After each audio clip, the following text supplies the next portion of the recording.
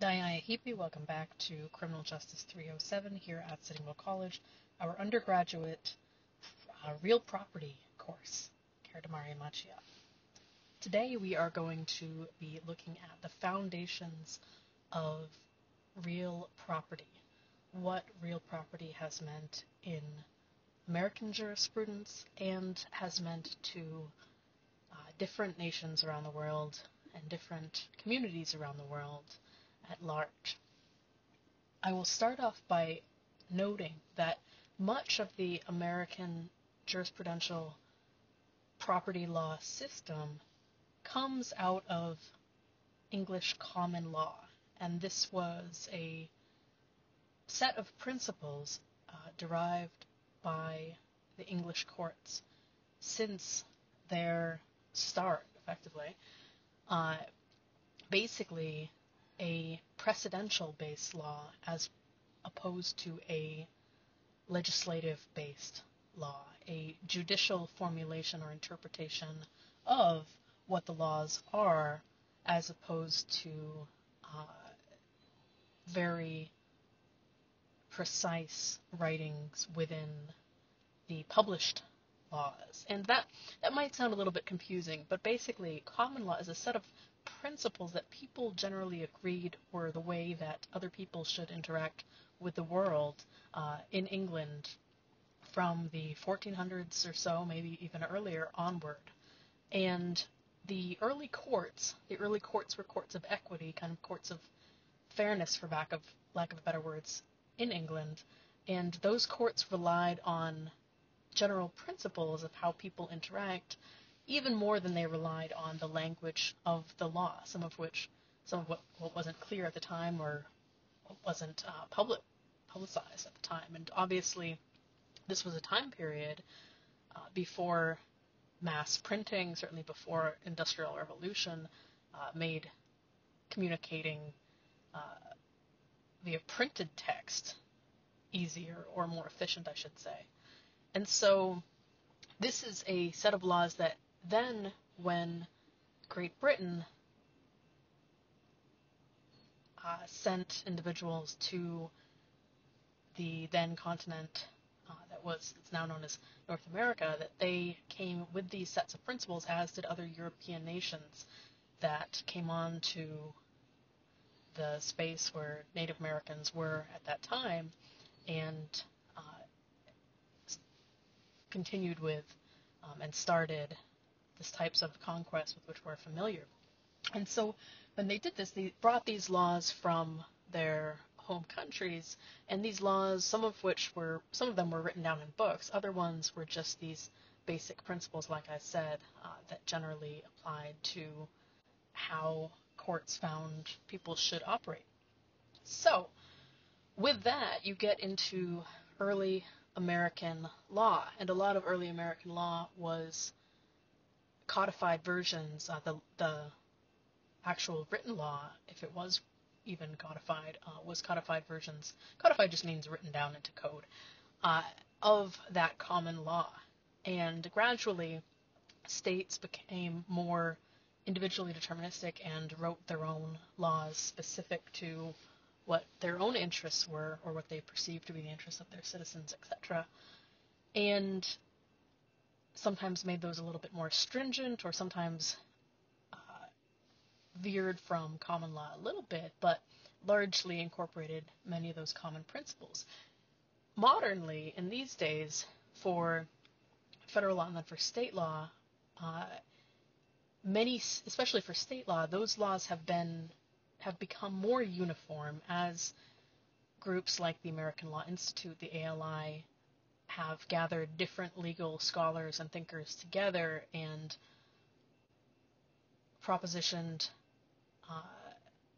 proposed, I should say, common formulations of law so that laws can be fairly similar between different states. And why might that be? Why would you want laws to be fairly similar between different states? Well, one reason is so that people have a common set of expectations.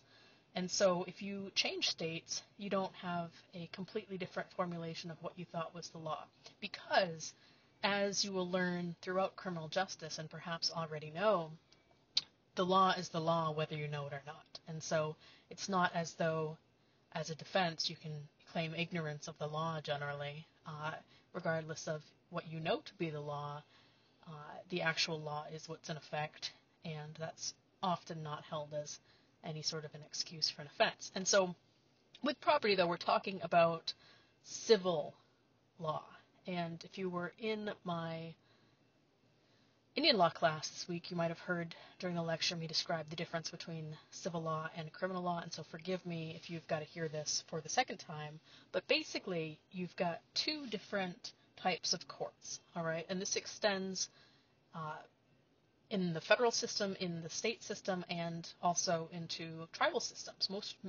Most or many tribal systems have two different types of legal courts. Now, in tribal systems, they may be held in the same courtroom, it might be held in front of the same attorney, but there's still some very distinct different parts between civil and criminal. And these are systems that also came out of the courts of equity out of the UK early on.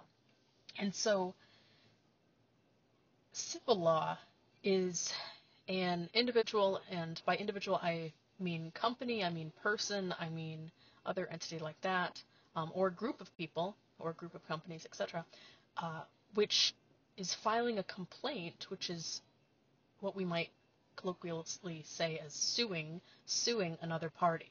And the party that they're suing is the defendant. Now, defendant is a common term across civil law and into criminal law. But in civil law, the person who's filing that initial complaint, or the individual, I should say, that's filing that initial complaint, is called the plaintiff. And the plaintiff is somebody who feels they have been wronged and who is going through the court system to right their wrongs. And you can think, we talk about this more in introduction to courts and other classes like that, but you can think about why may they be going through the court system, and what's the benefit of that? Well, of course, the benefit of that is to not have the type of physical violence or otherwise retributive type acts on other people's property or persons that might happen or might occur without the court system, right? And so then that's a whole nother subject and theoretical debate. But you've got, in this instance of civil court, an individual feels they've been wronged and they are seeking a remedy. Now, the remedies you seek in civil court are different than the remedies you seek in criminal court. Now, again, many of you know this and have heard this before, but it's important to build this foundation, especially for property, for those of you who are less aware of this. In criminal court, your remedies might be a fine, right? If you get caught for some sort of criminal offense, an offense which has been criminalized by your jurisdiction, which is what that means generally, in statutory sense, opposed to the common law sense. Statutory just means made into statute or codified or legislatively produced law, as opposed to that common law that we discussed. And so in those instances, you may end up with a fine, or you might end up with some jail time, right? Some prison time, I should say. And so that's the criminal system. And in that criminal system, that person who's the same kind of position as the plaintiff isn't an actual individual. It is the state. And by the state, I just mean a government.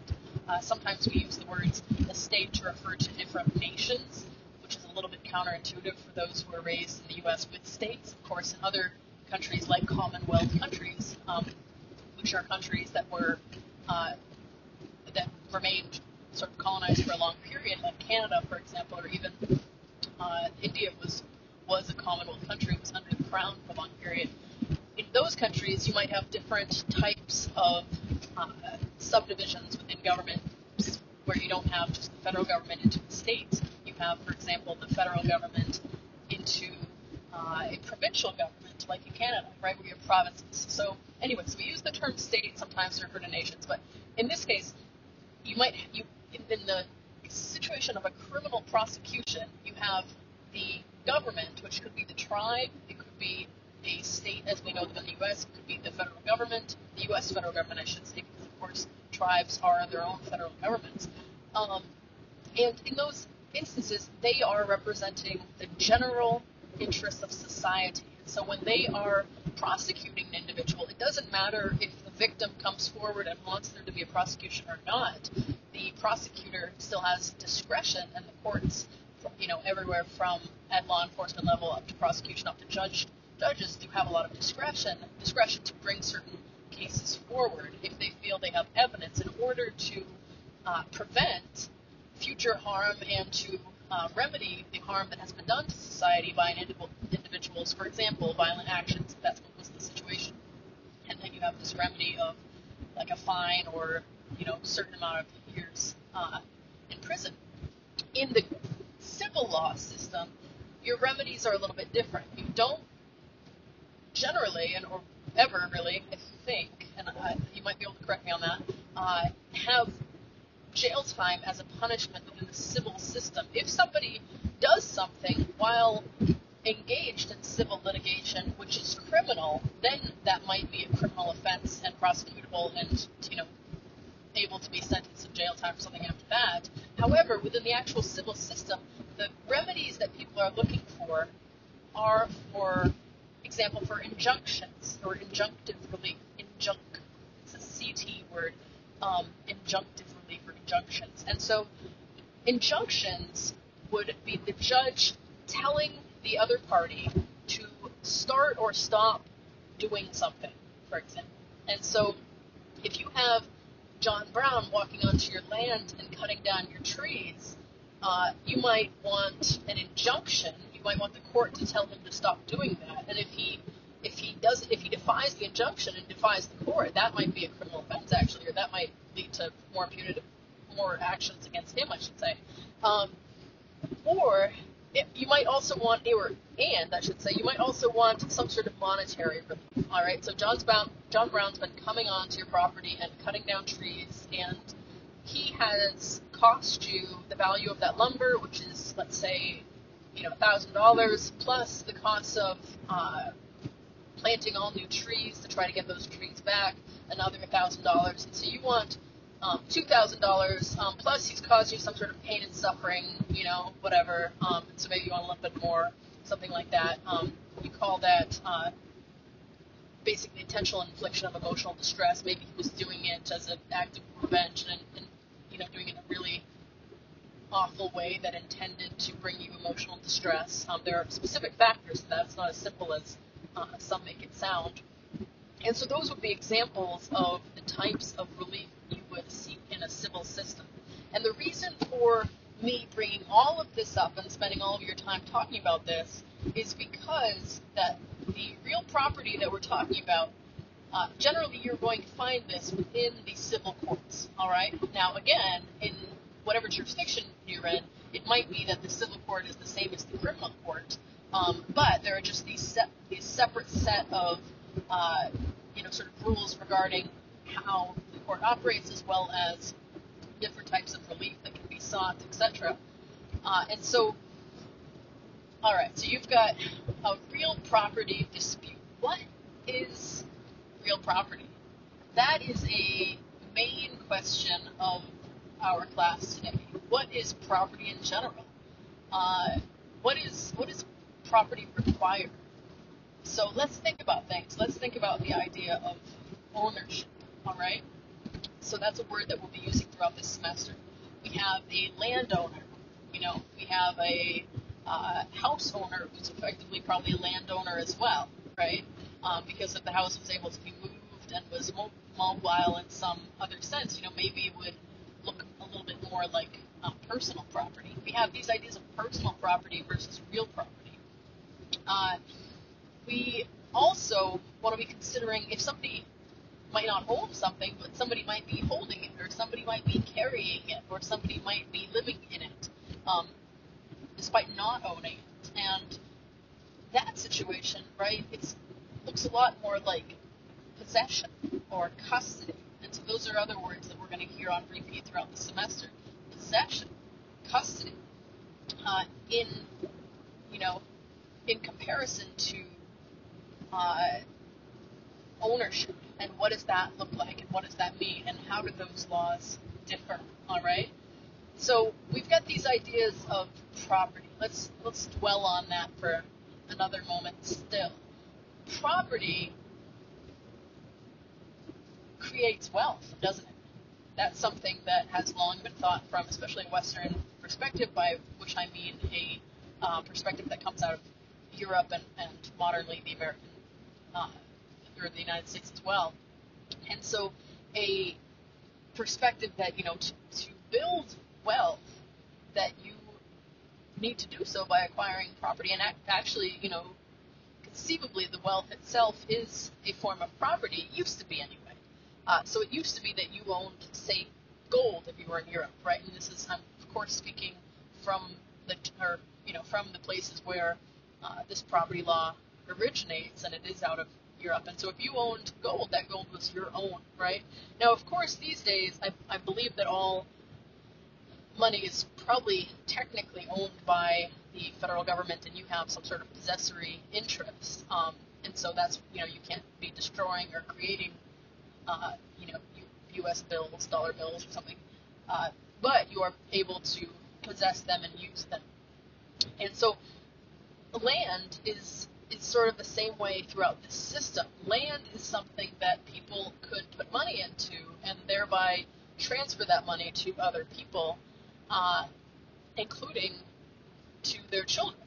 And that was something that was commonly done. The other thing about land is, if you look back in British history and the history of Europe, you'll find, especially in, let's say, the medieval era, for example, but it goes far earlier than that, these real differentiations in society, these real different levels of society, castes, if you want to use that word, that comes out of what we think of as the British system in India often, these different levels of society being oftentimes class levels, class as in different economic levels or economic mobility abilities. And so whether or not, if, say, we are in the Middle Ages in Europe, whether or not you had property might mean you were able to have tenant farmers, right? If you're able to have tenant farmers,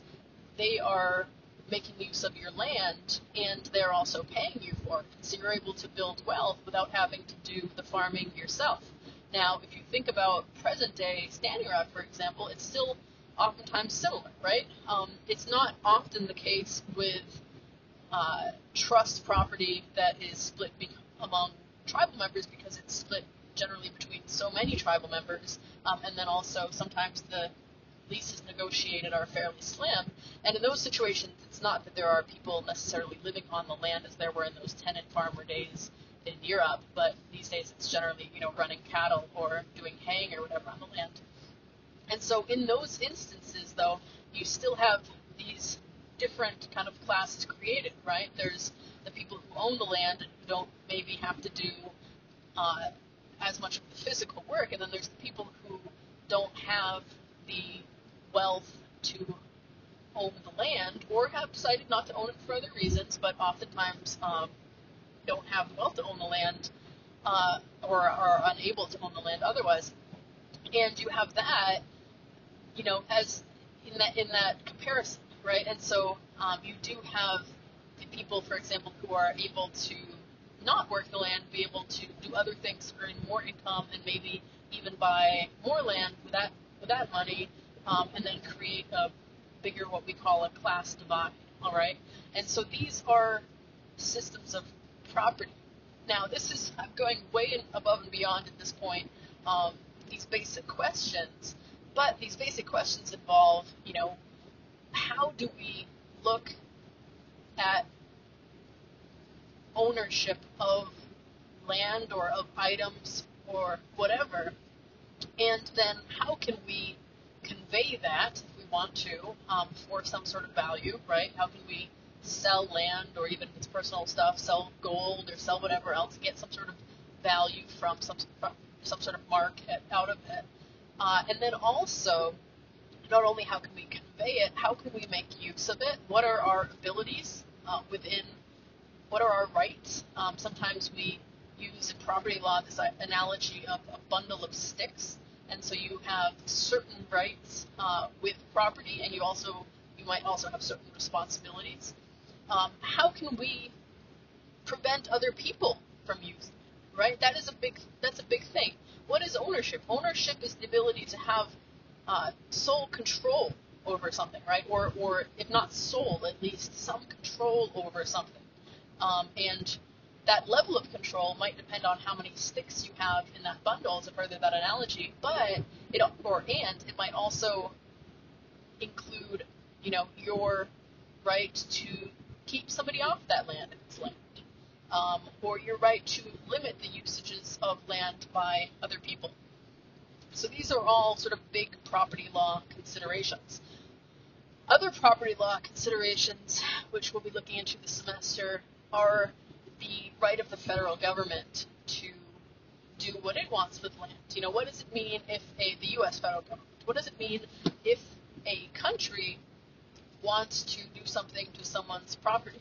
And how is this in the Constitution? And so, again, what does that mean that property really is? Can you really own property if somebody has a larger right to take it away from you at any given point, right? And what does that even mean?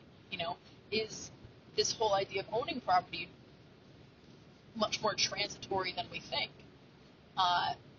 And what is there value in land itself? You might have heard the recent country song, but you can buy dirt, however that country song goes, right? And I might have gotten the lyrics wrong there, whatever. But, what is this ownership, and what does it mean? So I think those are some big questions to consider and things we will be looking at going forward. All right, now to shift to some of the more theory-based ideas of property. So the first theory that we are going to look at is natural law theory. And let me just say that theories are sets, for our purposes, are sets of ideas that are ways of thinking about a subject, all right? And those sets of ideas have been compiled maybe by different people throughout a long period, but they generally reflect a way that's at least has some boundaries, which is different than other ideas regarding the same subject of how to look at that subject. So with natural law theory, basically there's this idea that a lot of it came out of maybe John Locke. John Locke, who noted that the law of nature stands as an eternal rule to all men, legislators as well. This idea that there's a fundamental justice that's not necessarily dependent on a government, and that justice arises in nature, thus natural law theory. All right, so there's some sort of fundamental justice that, regardless of which government is in power, you have these rules that are just natural rules of nature. And so Locke argued that you basically had a government in order to enforce these laws of nature, not necessarily to create brand new laws or different ways of doing things, but to reflect what the natural order of things were, or the natural law. And so this was a standard out of Europe for a long time, and it did influence the way that things are thought about in the present day and early United States, all right? These ideas of natural law apply to real property, you might ask. Now, real property being land, or we can even look at property more broadly to include personal property, other types of property.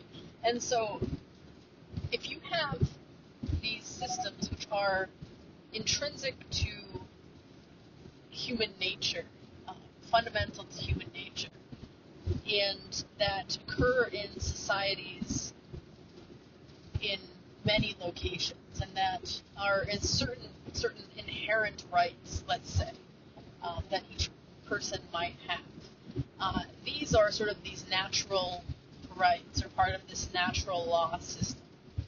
And creators of at least this terminology, and if not this system, in Europe were predominantly thinking about this from the perspective of what was going on in their society, right? And so they weren't necessarily thinking about this in regards to how other people viewed property.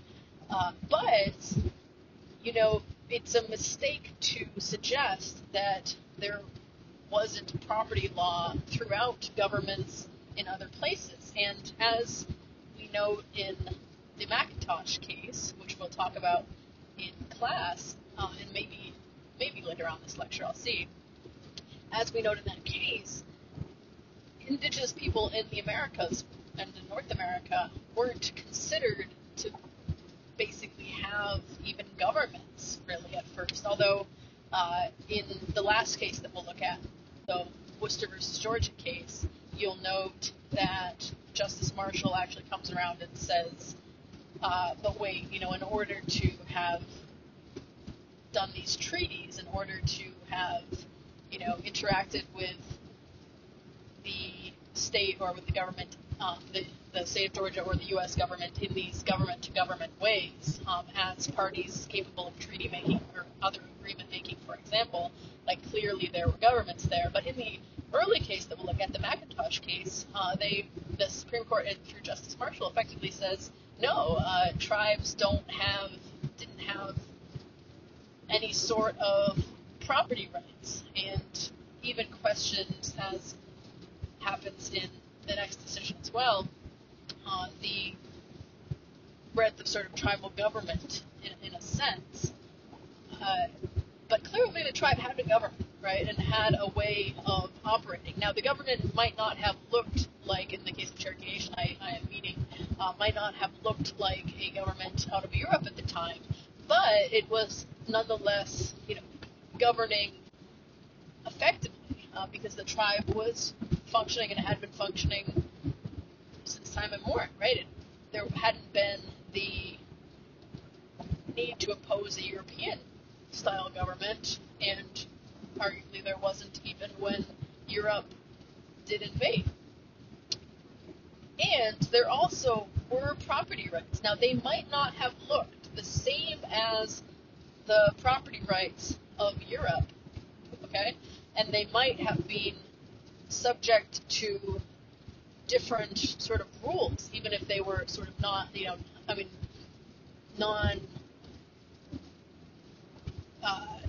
almost like common law rules, like non-legislative rules, but just ways that the society interacted, members of the society interacted with other members of the society.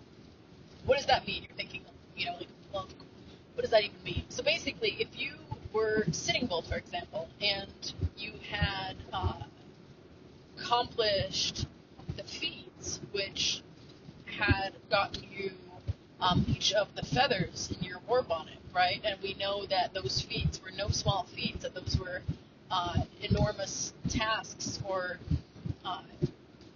passages that Sitting Bull had gone through in order to get each one of those eagle feathers. Whose eagle feathers were those? In some sense, they were Sitting Bull's. Now, you can argue as to whether or not, Sitting Bull would have considered them property of anybody, if they were just, part of the earth, part of the world, right? Or maybe part of the tribe, or part of whatever. But if somebody was to find that eagle feather on the ground, just like now, if you're in a Wichipi and, there's an eagle feather on the ground, and there might be a decision on what to do with it, right? Frequently they'll have, as there'll be certain things associated with recovering an eagle feather that's been lost, and who that eagle feather goes to, and that type of thing. And so, if Sitting Bull's eagle feather had been, or even as part of his war bonnet, if his whole war bonnet had been sitting there, now of course Sitting Bull didn't always live in a teepee, but at times he did, not obviously in his later life, when you can picture the cabin that he ended up being killed in. But say it was, his war bonnet was in his teepee, and somebody took are they allowed to do that, right? And if they're not allowed to do that, then that means that Sitting Bull has some sort of property right in that war bonnet, okay, or in those feathers. That in some way those feathers have been granted to Sitting Bull, conveying on him a certain set of rights in regards to those feathers, okay? And this is a concept that it's really not trying to force feed a Western way of thinking about this. It's just to suggest that those individuals, especially from the Western perspective in the early Americas, who said, well, tribes were ungoverned, or tribes didn't have any land ownership, or tribes didn't have property, or whatever else, were incorrect, right? Because if you went home to somebody else's teepee at night, if this was a society that had teepees, or somebody else's different type of house, it was clearly not your house. And so there's some sort of right there. And yes, tribes had these, and of course tribes had these. And so tribes were not in the state that many of the U.S. Supreme Court cases that we will read in this class from early on, and other things that you might have studied in Indian law, seem to suggest, or other federal government, U.S. federal government law and policy from that time. And is that what's considered as natural law? Well, tough to say, right? Because if the tribe didn't consider it like that, then they're not able to be grouped under this natural law heading. But it's just to say that, yes, there's this European idea of natural law, and that there are also other ideas. And so this is a theory of natural law that relates to property, that there's some sort of intrinsic, some would say God-given right or something in one's property. And that's part of that whole natural law idea that isn't related to government, that government is just set up in order to be able to govern, kind of those rights and enforce those rights. And so you've got that as one theory, and then you have the potential for different indigenous theories to either be similar, if the society finds them to be similar, if the indigenous society finds them to be similar, or to be whole different sets of theories. And so there are some further sets of theories that won't be mentioned because they haven't been sort of written about to the extent that a lot of these sort of European theories have been, but are nonetheless valid and worthy of discussion. All right.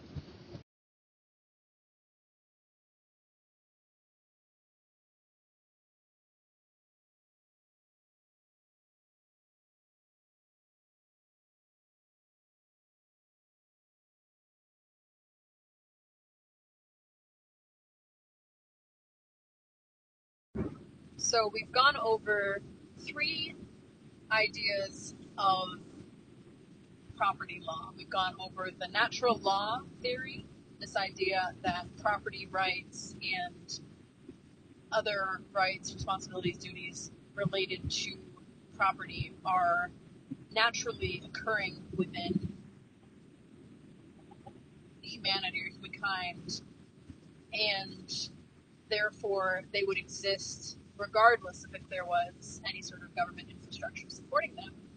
On one hand, we've also gone over a sort of group indigenous property theory, looking just quickly at a couple leaders' words related to property, and then we've gone over legal positivism, this idea that law is inextricably linked to property, and that without law there exists no ability to claim property. So let's go from there, and there are some other views that you can research if you're interested or talk to me about at some point. But let's go from there to why property rights and property ownership has been encouraged, or specifically why property rights have been been encouraged and found sort of necessary. One of those things, or one of those reasons I should say, is to protect first possession. And so this idea that when resources are first possessed by individuals, there's some ownership right in those resources by the individuals. And this is clearly a premise which runs afoul of the Macintosh decision, which basically looks at land that Native peoples on North America had possessed, if not owned in the European sense of the word, and somehow devalues their possession or ownership to the point where it can be taken, and that first possession has no bearing on subsequent conquest or whatnot. And so this idea of first possession has been touted in property law, and indeed maybe you can consider is part of the manifest destiny, if not the Doctrine of Discovery. But it's been breached at times when it hasn't benefited the parties that are claiming it effectively, right? So that's just one we have to take with a grain of salt. There's these ideas that property ownership maximizes social happiness, that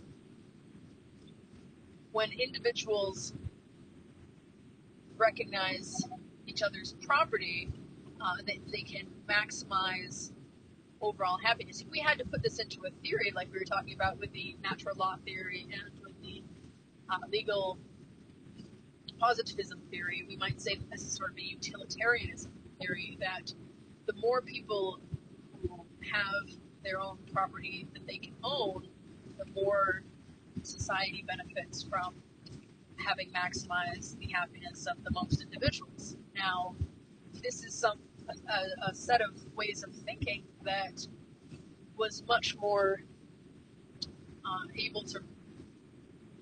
you were much more able to wrap your head around back when perhaps it was thought there were more resources in this world. However, clearly, based on the number of people around the planet right now, property division amongst individuals is not something that's feasible or would lead likely to the betterment of any society if every individual had the same sort of parcel of land, which was federal government policy for a lot of years, was a type of allotments both to Native individuals and also to homesteaders and things like that, right? And so that maximizing societal happiness, social happiness, has been a part of this utilitarian theory of property. However, it's likely not a piece which has real viability in today's day, and maybe never did or never should have. Another reason people spout for individual property ownership is encouraging labor. So Locke's name is probably familiar. One of the fathers of our earlier theory talked about how people are entitled to the property that they produce vis-a-vis their labor. So if you work for something and thereby earn something, that property is yours, and that property itself is an incentive to work. And this really, you might think, focuses on a capitalistic sort of view of the benefits of work. Locke, I think, would disagree, and he would say, well, it doesn't have to be, financially productive work. It can be, work that we don't view as financial as much, like farming or hunting or fishing or whatever. Albeit, if you took constitutional law last semester, you'll remember that even growing wheat in your backyard is something the federal government can regulate, and so they're not necessarily as individual practices because they might affect the market nonetheless. But this labor theory has been wrapped up in the American government's, or this sort of labor reasoning has been wrapped up in the American government's choices throughout many years of providing people with homesteads on which to farm and raise their own food or cattle or whatever, and effectively become more laborers in the U.S. market, even if it seems awfully individual. And so basically, this is a piece of kind of this U.S. government law and policy, in addition to maximizing societal happiness, also creating a more efficient workforce. There's a law in economics theory of property which looks, or not theory, but sort of set of reasons, that looks at how property might be an efficient way of allocating resources, particularly resources that have value, to create wealth in society. And so that's wrapped up in the ideas of allotment as well, right? And you sort of know that. There are other reasons for property ownership, which might include what's known as sort of personhood or personal development set of reasons, which is that each person then can have something of their own. Each of them can be tied to the earth or tied to the system, the government, or whatever else, through this thing that is their own, right, which is their property. This also helps with another theory related about ensuring democracy, that if individuals each own land, then it's not owned communally by the government and not singularly regulated by the government, and therefore people can make their own decisions.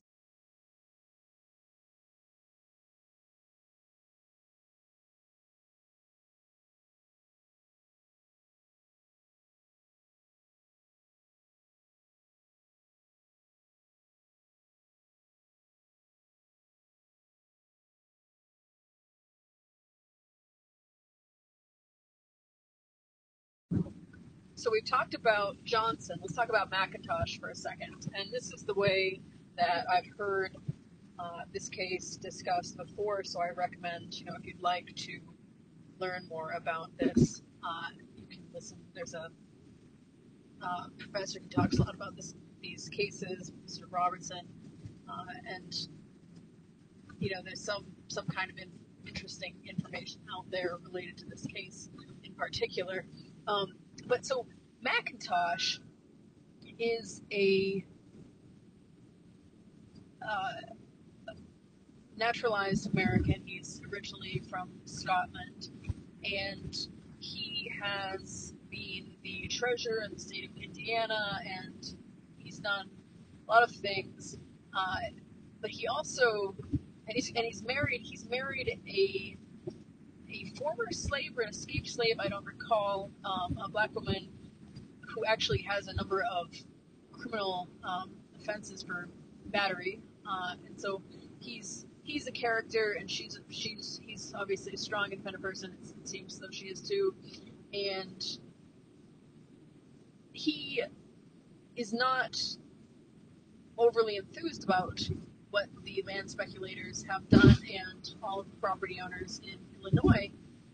And so he wants a resolution to this, basically what has happened here, and wants to figure out whether or not his patent actually is valid, because he's gotten this patent from the U.S. government. And so the two parties, Macintosh and Johnson's lessee, Johnson's descendants, get together and effectively collude on this lawsuit. They bring this sort of test case, you might say, in legal terms, and want to figure out how the court is going to rule. Is the court going to uphold these sort of this idea of Indian title? Is it going to uphold this patent? What is it going to uphold the original proclamation of the British government related to this prohibition on buying land, which the Johnson and the land company clearly violated? what are they going to do? And so parties can agree on facts or disagree on facts beforehand in order to make lawsuits go faster. And so it's called stipulating certain facts. So both parties put together their statements of facts, and they can stipulate to the other party's facts that those facts aren't in contention. And so they do that with almost every single fact. The Johnson folks, as well as the Macintosh folks. And so this is the question that originally goes before the Supreme Court, is basically, who has the legal right to this land. Now, as we see, the opinion that comes out of the Supreme Court and this first of three that we call the Marshall Trilogy. If you're in Indian law with me, you've heard of these this week, in fact. But the first of three of these cases, Johnson versus Macintosh, written by Chief Justice John Marshall. And John Marshall had a long reign as Chief Justice of the U.S. Supreme Court. There's a lot of information on him as well if you're interested. And his decisions, these three decisions, you see sort of evolve his positions over time, but this is his first. And what it does is effectively clarifies from the court's point of view the entire field of, or the entire relationship, I should say, between tribal governments and tribes and the U.S. government.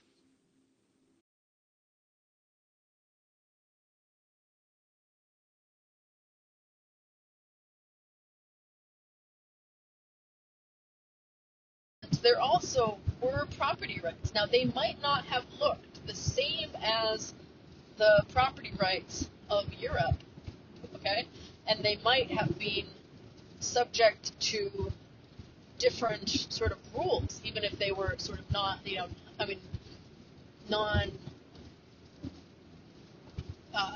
like almost like common law rules, like non-legislative rules, but just ways that the society interacted.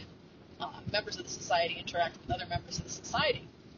What does that mean? You're thinking, well, what does that even mean? So basically, if you were Sitting Bull, for example, and you had accomplished the feats which had gotten you each of the feathers in your war bonnet, right? And we know that those feats were no small feats, that those were enormous tasks or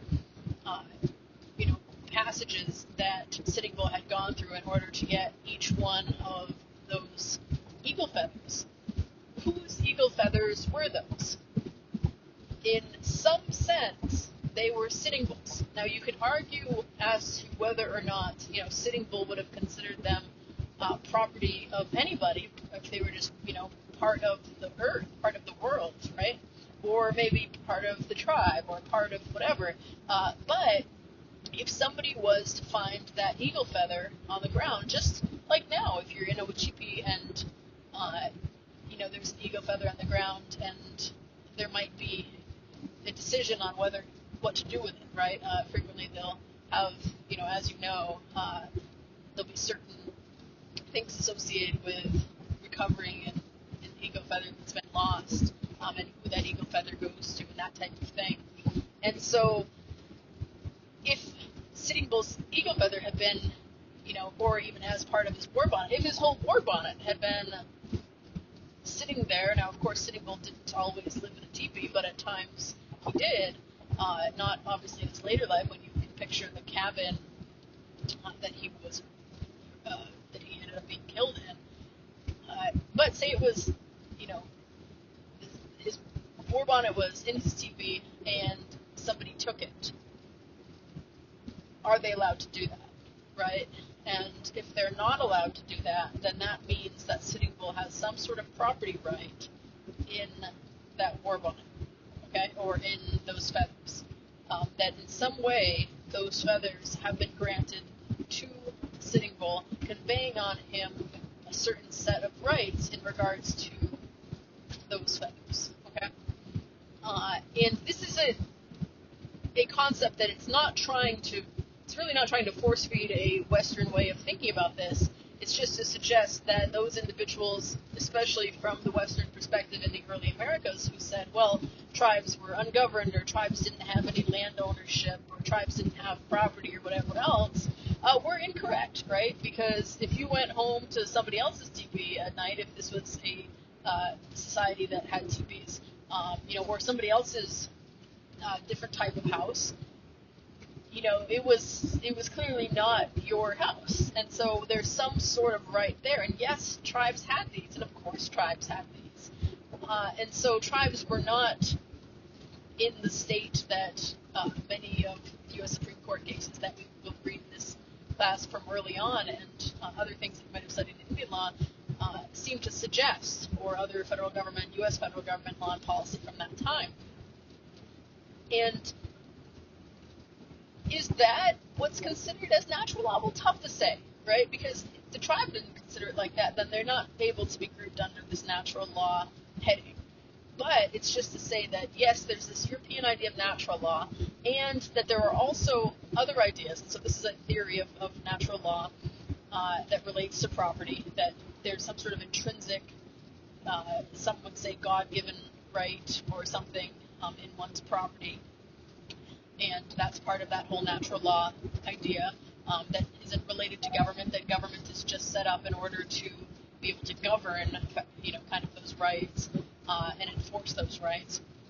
And so you've got that as one theory, and then you have the potential for different indigenous theories to either be similar, if the society finds them to be similar, if the indigenous society finds them to be similar, or to be whole different sets of theories. And so there are some further sets of theories that won't be mentioned because they haven't been sort of written about to the extent that a lot of these sort of European theories have been, but are nonetheless valid and worthy of discussion. All right.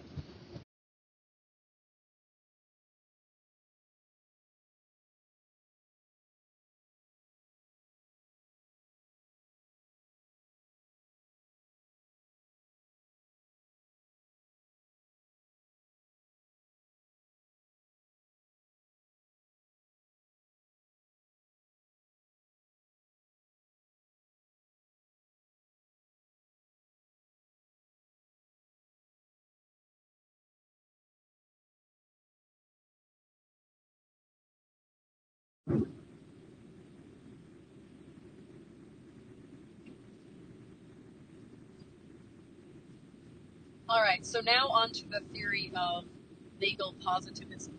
So there's a philosopher, Jeremy Bentham, who said that property and law are born together and die together. Before laws were made, there was no property. Take away laws, and property ceases. Felix Cohen, who you might recognize as an influential part of federal Indian law, we look at Cohen's original textbooks and basically information books on what federal Indian law is as some of the foundational materials related to this field. And he had said that that is property to which the following label can be attached. To the world, keep off X unless you have my permission, which I may grant or withhold. Signed, private citizen. Endorsed, the state. So these are types of views that are part of legal positivism. So basically this idea that property laws are a fundamental part of the legal system and in fact don't exist if there is no legal system to recognize them. And we see that taking shape in the United States, the present-day United States, through these ideas of property rights and these current laws that are on the books related to property. And were you to remove those laws, I pose a question to you, what would happen? What would be the result of having no laws about property?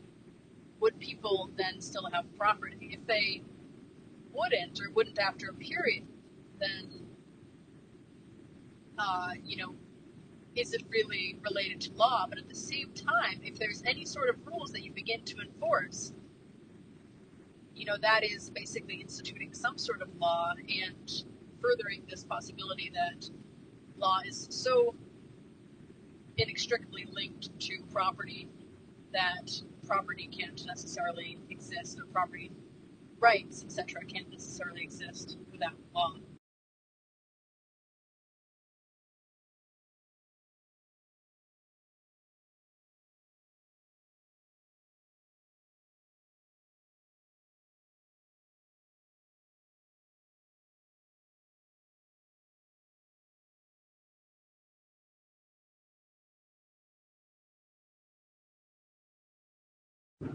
So let's move on to the case of Johnson versus Macintosh.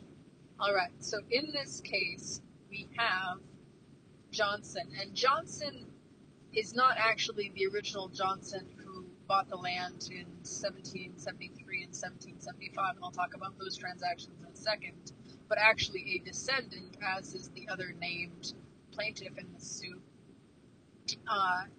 So the original Johnson, he'd been the governor of Maryland, and then he joined up with this land speculation company that went and tried to acquire lands from tribes. And actually, in this instance, he'd gone out with this land speculation company. So land speculation, speculators, similar to gold speculators and other land speculators to this day, are individuals who think that buying land in advance, or buying gold in advance, or buying whatever in advance before it might disappear from the market, or otherwise, undergo dramatic inflation or something, and eventually get them rich. And so this was a group of individuals, sort of almost like a company, more like a partnership, who went out and bought land together in the hopes that they could eventually turn a profit. So Johnson, the original Johnson, is one of these guys, and goes out to the present-day state of Illinois, that area, in the southern part of it, and proceeds to treat, to make agreements with certain tribes in those areas, in that area, including the Pinkishot tribes. And so makes agreements in 1773 and I believe 1775. And in order to make agreements at that time, so 1773, 1775, you're realizing before the American Revolution, 1776, right? And in order to make agreements with those tribes, they needed specific permission from the crown, because there was a rule on the books under the British that there was no trading in this way with tribes west of the Appalachian Mountains, I believe. And so the land speculators, Johnson among them, created this fake, basically fake document, which looked as though it had come from the advisors to the king, York and Camden. And in fact, what they'd done is they'd taken a resolution that had been passed years before by the crown related to India, as in, the country of India, and they'd just changed some of the letters, and so it looked as though the crown had revoked the ban that had been in place of doing these kinds of land transactions in this area. And so they showed that to the agent of the area, basically. This was under the crown, of course, but similar to the agents that would come later under the United States. And he maybe was a little bit skeptical, but he let them proceed. And so they go on to trade with the Pinkishot for some of this land in southern present-day southern Illinois. And by trade, I just mean actually to buy from the tribes this land. All right. So if you're thinking in property terms, and this is a property class, in order to buy land legally, the person selling the land has to legally have title to the land, right? If you don't have any actual title to the land, then you could sell it all you want. People do this. You sometimes see ads. It used to be on like eBay or whatever. You'd see ads for land up in Alaska for pennies, or I'm sure that's still the case on Bizman, or maybe Facebook and some of those other marketplaces online. Because you can sell, for example, a acre of land in nowhere,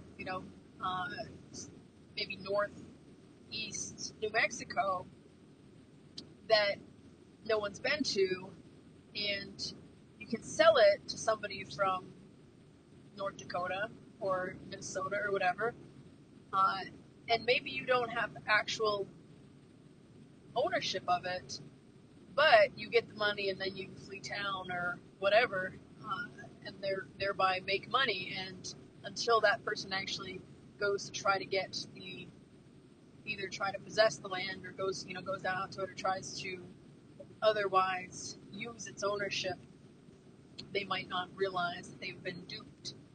And so you've got these land speculators who've acquired all this land, and not too long later, just a year after the second of these transactions, you have the American Revolution, and then you have the American government beginning to consider all of the crown lands as its own. And so the American government believes it has inherited all of the crown's land, and it also is creating these new policies related to its land and Indian land. And among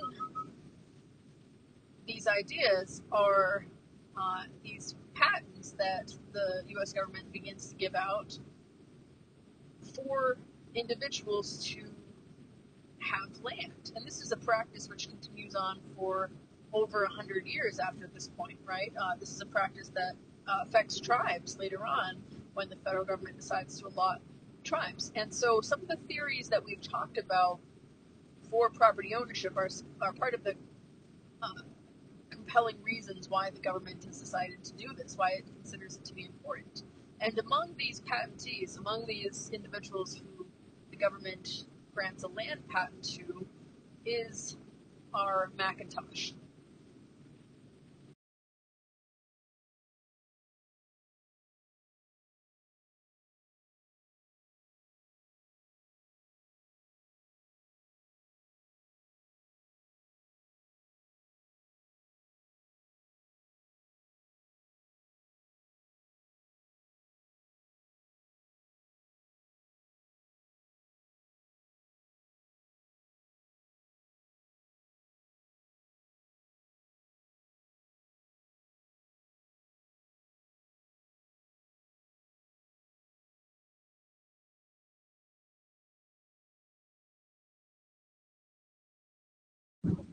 So we've talked about Johnson. Let's talk about Macintosh for a second. And this is the way that I've heard this case discussed before, so I recommend, if you'd like to learn more about this, you can listen. There's a professor who talks a lot about these cases, Mr. Robertson, and there's some kind of interesting information out there related to this case in particular.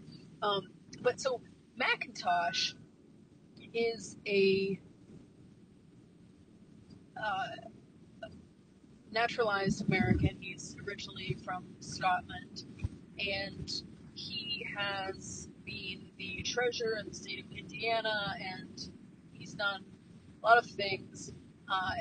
But he also, and he's married. He's married a former slave or an escaped slave, I don't recall, a black woman who actually has a number of criminal offenses for battery, and so he's a character, and he's obviously a strong, independent person. It seems though she is too, and he is not overly enthused about what the land speculators have done and all of the property owners in Illinois. And so he wants a resolution to this, basically what has happened here, and wants to figure out whether or not his patent actually is valid, because he's gotten this patent from the U.S. government. And so the two parties, Macintosh and Johnson's lessee, Johnson's descendants, get together and effectively collude on this lawsuit. They bring this sort of test case, you might say, in legal terms, and want to figure out how the court is going to rule. Is the court going to uphold these sort of this idea of Indian title? Is it going to uphold this patent? What is it going to uphold the original proclamation that of the British government related to this prohibition on buying land, which the Johnson and the land company clearly violated? What are they going to do? And so parties can agree on facts or disagree on facts beforehand in order to make lawsuits go faster. And so it's called stipulating certain facts. So both parties put together their statements of facts, and they can stipulate to the other party's facts that those facts aren't in contention. And so they do that with almost every single fact, the Johnson folks as well as the Macintosh folks. And so this is the question that originally goes before the Supreme Court, is basically, who has the legal right to this land. Now, as we see, the opinion that comes out of the Supreme Court, and this first of three that we call the Marshall Trilogy, if you're in Indian law with me, you've heard of these this week, in fact. But the first of three of these cases, Johnson versus Macintosh, written by Chief Justice John Marshall. And John Marshall had a long reign as Chief Justice of the U.S. Supreme Court.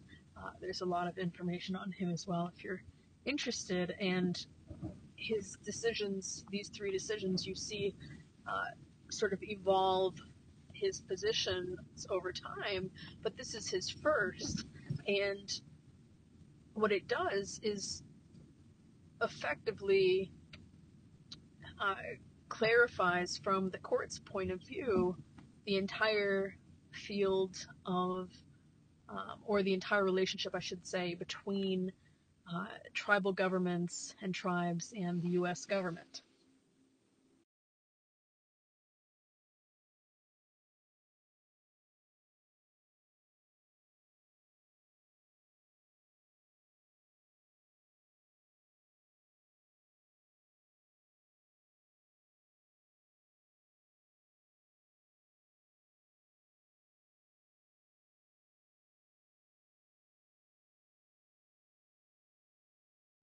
Another little interesting aside, I'll note that both parties in this case were actually paid by the land company. I believe it was called the Wabash Land Company. That was originally, I think, the one that Johnson had associated himself with. By parties, actually it was their counsel. So their counsel bills were actually both paid by this group.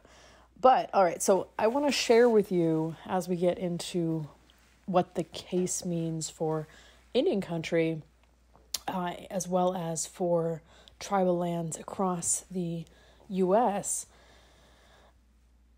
and I'm going to do that using an article written by Matthew Fletcher. I've posted a copy of this article, I think, in my SBC.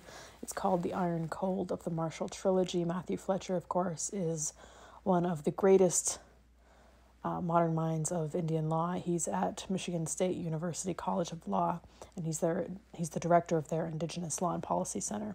He's also been an appellate He's an appellate judge. He's a judge at a number of tribes and has done much else in his storied career. So I recommend reading that paper, also keeping an eye out for him. He runs probably the most famous blog in federal Indian law, which is called Turtle Talk, which you might have heard me mention before. But in his words, Johnson held that Indians and Indian tribes did not have the authority to alienate land to any entity other than the American government. He notes that Chief Justice Marshall formally adopted the Doctrine of Discovery into federal common law. And we'll talk a little bit more about the Doctrine of Discovery in class. I've mentioned that, I know, in Indian law, and you might remember it from that class if you had it. But some of the dicta from the actual opinion includes the following words. This principle was that discovery gave title to the government by whose subjects or by whose authority it was made against all other European governments, which title might be consummated by possession. Let me repeat that. This principle was, this is from the Macintosh decision, all right, so from Chief Justice Marshall, who's opining, who's putting forth the opinion of the court. This principle was that discovery of the Americas, and again, they're using this word discovery, even though clearly there were people here, but discovery in this European sense of the word, in this European term of art almost. This principle was that discovery gave title to the government by whose subjects or by whose authority it was made against all other European governments, which title might be consummated by possession. So this word consummated, you're on your wedding night, you might consummate your marriage, right? Like this, which title might be consummated by possession. The exclusion of all other Europeans necessarily gave to the nation, by which the court means the United States, making the discovery, or actually it means Great Britain, I should say, the sole right of acquiring the soil from the natives and establishing settlements upon it. There, the court seems to suggest that the soil was acquired from the natives, but doesn't give any note about how that happened. And acquired is probably an inaccurate and unuseful word there. It was, but an intentional word in that way. It was a right with which no Europeans could interfere. It was a right which all asserted for themselves, and to the assertion of which by others all assented. He goes on to discuss, Justice Marshall goes on to discuss how tribes retained rights to lands that they'd occupied, such as possessory rights, but those rights were limited after the Discovery Doctrine. He says, in the establishment of these relations, the rights of the original inhabitants were, in no instance, entirely disregarded, but were necessarily, to a considerable extent, impaired. They were admitted to be the rightful occupants of the soil, with a legal as well as just claim to retain possession of it, and to use it according to their own discretion, but their rights to complete sovereignty as independent nations were necessarily diminished, and their power to dispose of the soil at their own will, to whomsoever they pleased, was denied by the original fundamental principle that discovery gave exclusive title to those who made it. So let me break this down. So the court is saying that, in fact, tribes are the rightful occupants, but it's specifically using possessory words. And let's remember from the beginning of class that the ideas of title and possession or custody are different ideas, right? That you might own something, but you might not be actually living in it, or it might not be in your possession. You might be a landlord, but you might not be a tenant, right? Or you might not be living there, I should say. And so the court is doing this kind of dance to try to suggest that and try to, figure out how it can work within its system, these conflicting ideas of both, first come possession and discovery possession, if that was the case, then tribes would be those in possession, right? And so it's saying this is only a right valid against other European nations, and it's not using actually as racially incendiary words as it uses in other places, which it does, but that this is only something which is, this exclusionary right is only valid against other European nations, and that, in fact, the discovery gives exclusive title to the United States in this instance. So Fletcher goes on to quote different parts of this, and I'll read them because I know he knows what he's doing, and I think he's chosen good quotes. So he discusses how the federal government, according to the Chief Justice, held the preemption right, the right to extinguish Indian title via purchase or conquest, but also title to the Indian lands, noting that in the opinion it says, the United States then have unequivocally acceded to that great and broad rule by which its civilized inhabitants, and yes, it does say civilized, of course, now hold this country. They hold and assert in themselves the title by which it was acquired. They maintain, as all others have maintained, that discovery gave an exclusive right to extinguish the Indian title of occupancy, either by purchase or by conquest, and gave also a right to such a degree of sovereignty as the circumstances of the people would allow them to exercise. So let me go back to that original word, civilized. If you're in Indian law with me, you've heard some of the histories of this particular word usage. There was nothing uncivil about the way tribes were living prior to this invasion. However, the British continually use this word civilized, and actually it becomes part of the American lexicon insofar as tribes, and the tribes that are marched over to Oklahoma are known as the 5 civilized tribes to this day. And so this word civilized meant that you followed the rules of the British or follow the rules of the new sort of American government, rules that were both legislated and sort of customary rules. And that's all that meant. However, throughout federal Indian law and policy, you'll see ideas of civilizing Native people, or who is or is not civilized in terms of restrictions on alienations or being able to alienate. Alienate just means to get rid of, or by means of selling, for example, your land, based on who the U.S. government considers as civilized. And sometimes that might mean being able to read and write in English and things like that. And so those are ideas that the government had for a long time after this point as well, the U.S. government did.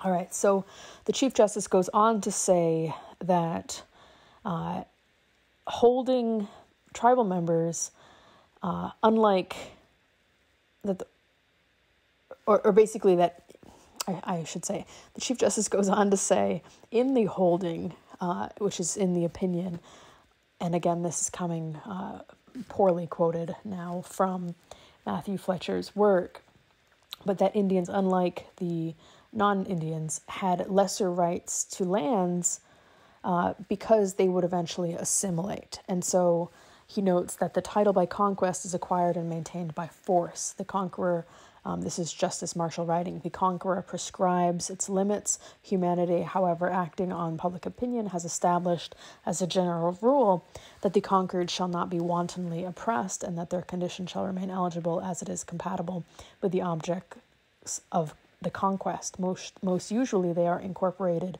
with the victorious nation and become citizens of, or become subjects or citizens of the government with which they are connected. The new and old members of the society gradually mingle with each other, and the distinction between them is gradually lost, and they make one people.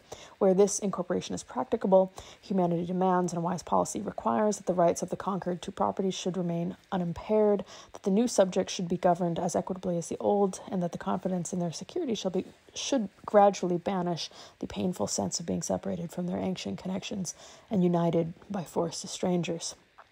And so there is no doubt, though, and Fletcher mentions this, that Marshall recognizes how ludicrous this whole thing is in terms of a legal framework. He's noting that it's extravagant, that it's pretension. And so the Supreme Court has been put in this position where it has to justify, as part of this new American government, the policies which allowed this new American government to be created, right? It has to somehow devise a legal scheme to say that what the British and thereafter the Americans did to Native people in native land was allowable. And it does that through this, taking some of these Doctrine of Discovery ideas that we look back toward the papal bulls for creating, and putting those into judicial opinion, putting those into case law, putting those into a framework of a government which was created on the basis of what was fair in Europe, or to European nations, and not to other people who, frankly, if you read a lot of the correspondence and even other laws at the time, the U.S. government didn't consider particularly human, unfortunately. And so there's a lot more to do with this case, but the gist of it that you can get out from today's overview is you have these two parties. One party is bringing forward this idea that it acquired, land from a tribe, and it's trying to sort of quiet its title through this lawsuit. Quieting a title basically means to determine ownership and have the court, in this instance, determine legal ownership in case there's any question going forward. And so it's looking to quiet its title to this land. And on the other hand, you have this person who's gotten a patent from the U.S. government who's looking to establish, or who's at least feigning to look to establish whether or not that patent is legitimate. And you have the court saying that, no, the Johnson stuff isn't legitimate, and they don't have any other basis on which to say that except that because everything else has been stipulated, as mentioned. So except that this original title that the Indians purported to possess was no title, that due to the Doctrine of Discovery, that tribal nations could only possess and not own land, which has no legal bases in common law. But the court does rule this, and this creates the land law as it comes after that, not only for tribes, but for anybody who has property, and property that maybe was originally U.S. government property after the U.S. government, one way or another,